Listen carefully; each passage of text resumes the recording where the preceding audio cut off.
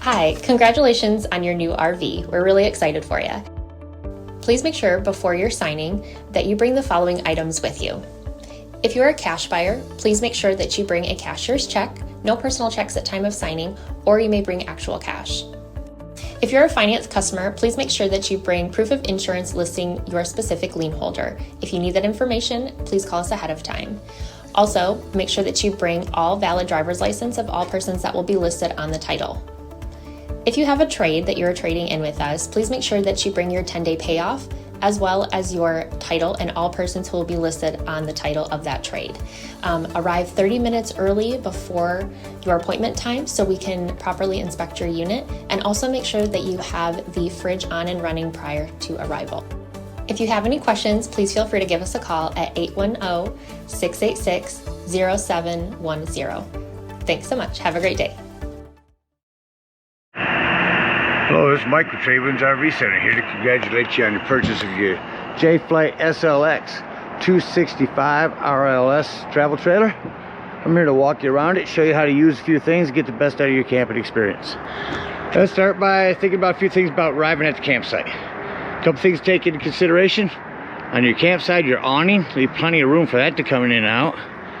On your off campsite, of course, your slide, leave room for that to come in and out, preferably nothing hanging over top of it, less cleaning off you'll have to do. And then leave yourself a nice walking path beside it, because the next couple things I want you to think about is where your power and water connections are going to be. Your unit, power cord, plugs in all the way on the rear of the unit, right back here on the end.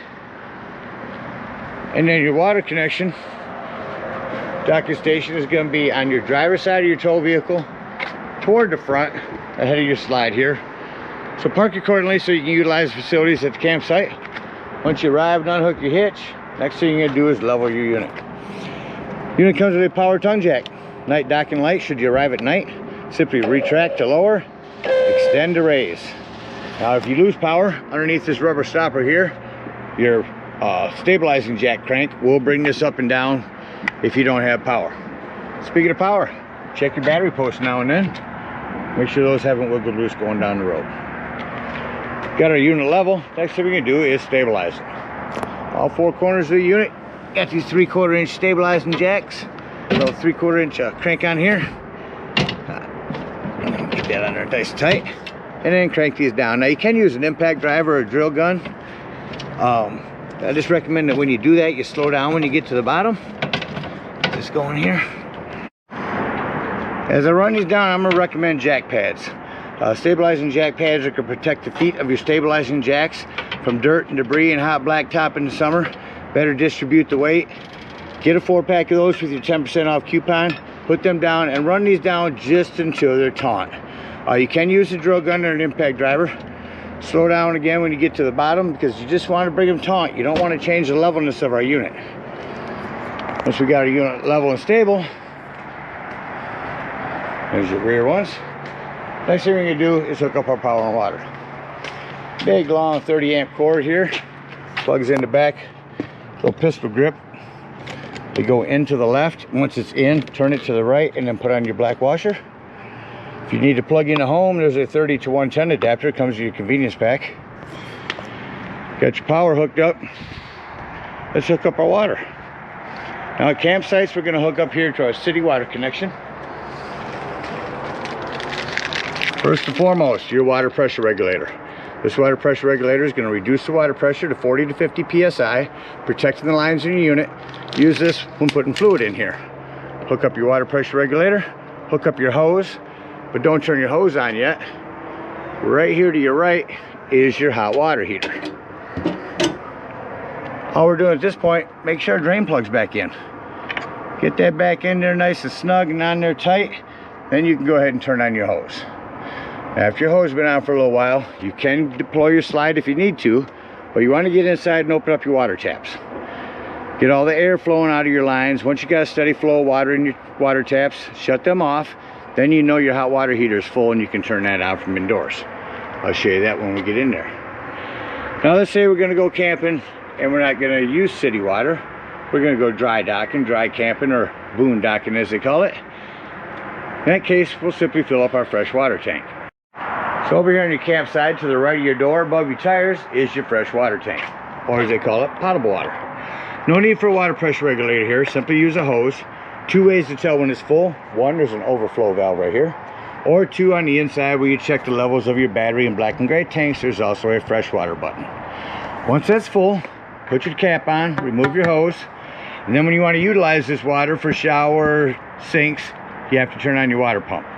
Don't turn on your water pump when hooked up to city water. That's already pressurized. Alright, let me go ahead and walk you around the rest of the unit. Now we got power and water and we can camp.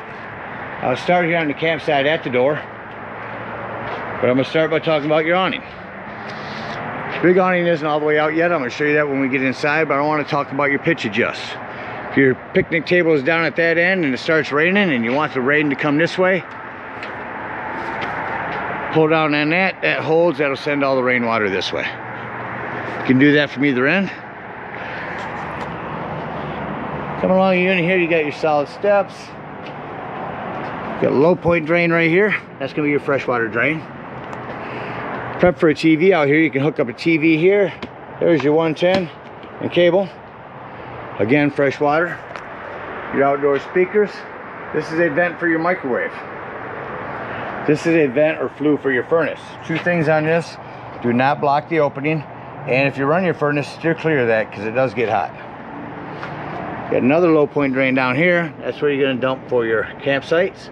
And then you got a quick connect LP as well right to the right of that. Here's your separate bedroom door.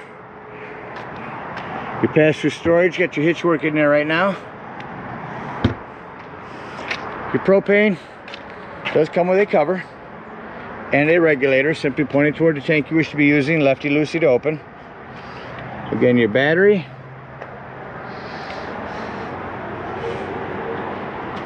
Your pass-through storage from your off campsite. The stabilizing jack.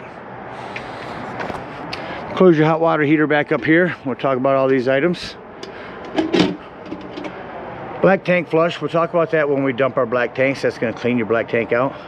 City water connection. Hot and cold outdoor shower. Your 751 key will fit on that. Your hot water heater. And then in the storage area, nice storage. Below here is where we'll dump our black and gray tanks. Coming around to the rear of your off campsite, this is where you plug in your cable at the campsites. Back of your unit's also prepped for a Furrion backup camera. There's spare tire with a cover, and that about covers everything out here. Let's go take a look inside your unit. And there goes your AC kicking on. And you notice when I shut your AC off, the AC will shut off quickly. Whereas now when I turn on your heat, bring that temperature up here.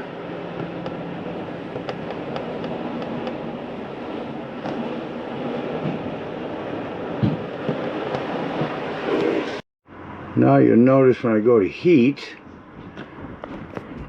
turn that up a little bit, get that to kick on.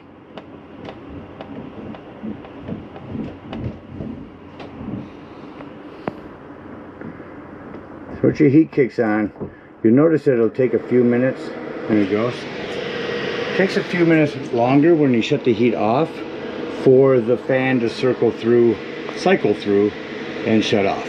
So AC will shut off quickly, heat will take a little bit longer. Now coming to our left over here, entertainment center. If you do hook a TV up, make sure that before you run your digital channel scan that you have this green light on. That's a digital channel enhancer to allow you to pick up more channels. Below that, your RV Technology sound system. Let's take it off mute. So we got our sound indoors.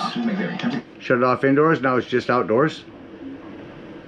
Or both. Bluetooth, AM, FM, auxiliary. Really nice system. Touch it once for mute. Hold it in to shut it off. Your table, simply wiggle it up and it'll come out. Pull them legs out. Sometimes the leg will come out, sometimes the table will, because it releases from top and bottom. Once you have it released, pull them legs out. Put your table right on these lips here all the way around. Set your back cushions on top. That'll give you another sleeping area. Sofa over here. Your back cushions are just velcroed on. Stand in the middle here. Got some lighting over here. Stand in the middle. Lift this up. Fold your legs out. Pull it towards you. Lay your back cushion down. And just that quick, you've got another sleeping area. We've got your sofas strapped down for travel. Most importantly, this sofa you need to have turned sideways so your slide will come in. Reverse this process here. Put everything back. Lift that up. Again, standing in the middle just gives you good leverage to grab this from both sides and fold it down. Return your cushions, and just that quickly you are back to a sofa.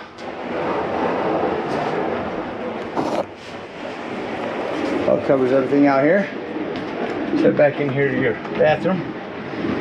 Most important thing back here, you want to make sure that this door is snapped in here for travel. Your lighting. You also have the 110 with GFCI reset in here. You have a hand open power exhaust vent here. Come back in your bedroom. So this is the snap. You can unsnap here and take this outside and snap it on as well, so you can use the same TV outdoors as you are in here. And then here in the bedroom, you can hook up cable power here. This is a template in case you ever decide to have this entire unit wired for solar. All of your lighting back here is one touch, except for your blue highlight up there. That's controlled down here. And lastly, in your bedroom here, storage at the foot on hydraulics to hold it up for you. That about covers everything in here. Let's act like we're leaving the campsite. So some doors to secure.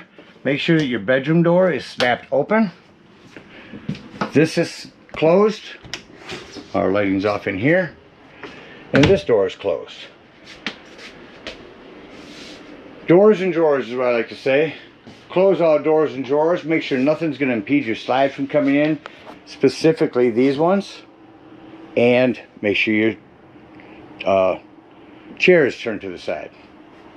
Then I like to come over here, shut off my interior lights, and then I can see any individual lighting that I need to walk through and shut off, so that once I bring my slide in, the only lighting I have to worry about closing, turning off, is from my main control panel here. Alright, so we're going to come over, simply hit in. Slide mechanism comes in.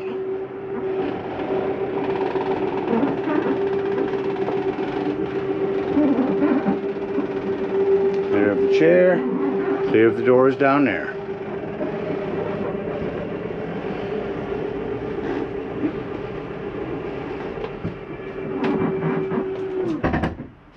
Once your slides in, shut off our interior lights, exit the unit.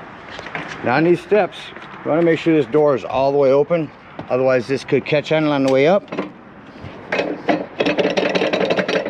Wire your door steps, we'll lock that in. Lock and deadbolt your door.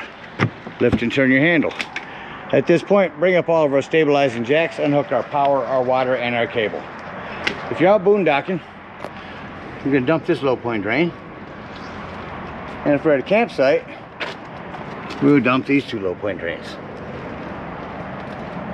Lastly, we're going to come back around here to our hot water heater. We're going to open that back up.